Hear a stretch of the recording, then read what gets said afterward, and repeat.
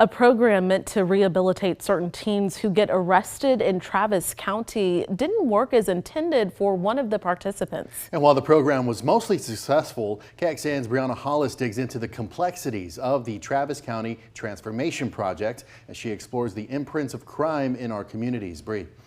So teens eligible for the program are 15 and 16-year-olds who prompt a 911 call by threatening some kind of physical or emotional abuse towards a family member. If the teen meets the right criteria, they can enter a diversion program outside of the criminal justice system instead of going into juvenile detention. Tonight, though, we have the story of the unintended consequences for one Travis County teen and concerns from some attorneys who represent minors.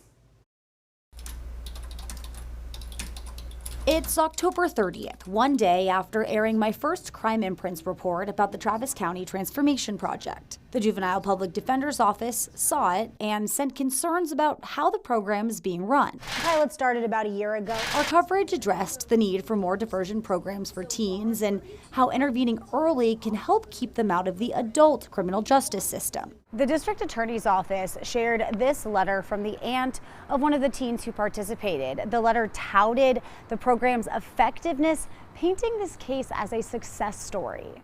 Now, back to that email I got the day after my story aired. The public defender's office wants to discuss the issues it has with the Travis County Transformation Project, as well as give me some more details about the teen at the center of the letter I referenced. The child who you did your story on about the letter from the aunt, he was actually our client.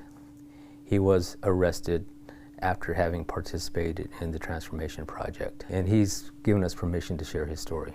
He entered the Transformation Project in January of last year and spent 30 days in the diversion program. According to his attorneys, the teen's mother still didn't want him back home, so CPS got involved. He was arrested during this process, but the courts found no probable cause, so he was released in 2 days. He spent about 2 months in state custody, then went back home in May of 2024. This January, police arrested him for assault family violence against his mom, and he went to Gardner-Betts. So we are at the Gardner-Betts Juvenile Detention Facility. I have the Juvenile Public Defender here with me, and we're not allowed to bring cameras inside to record this interview, correct? That is correct.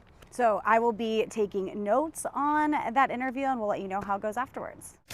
The teen said he didn't feel like the Transformation Project resources helped him with any of his and his family's struggles, calling the program loose and lenient. He also said connecting with the Juvenile Public Defender's Office is, quote, probably the only reason I'm getting better. And, quote, if they didn't come, I'd be doomed. When his time was done at Gardner-Betts, the teen's attorney said he went back into CPS custody, where he remains today. The concept of keeping kids out of the juvenile legal system, I am all for it, my office is all for it.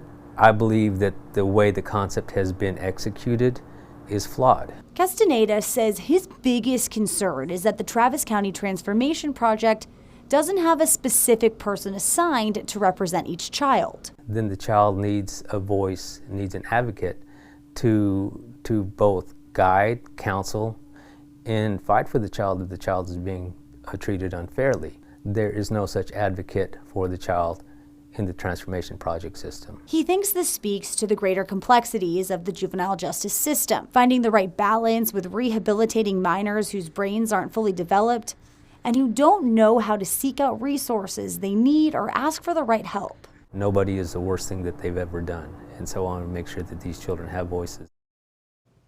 Now, we've been asking the district attorney's office for a comment about this teen's case since February. DA Jose Garza originally said he would interview with us. However, he ultimately provided us with a statement this month that did not address the case, but instead spoke generically about the Transformation Project. Now, we did mention at the beginning of the story, this program has been successful overall. As of February 1st, the program diverted 56 teens from the juvenile justice system, and in 35 of those cases, their families qualified for and received group therapy. In the studio, Brianna Hollis, KXAN News.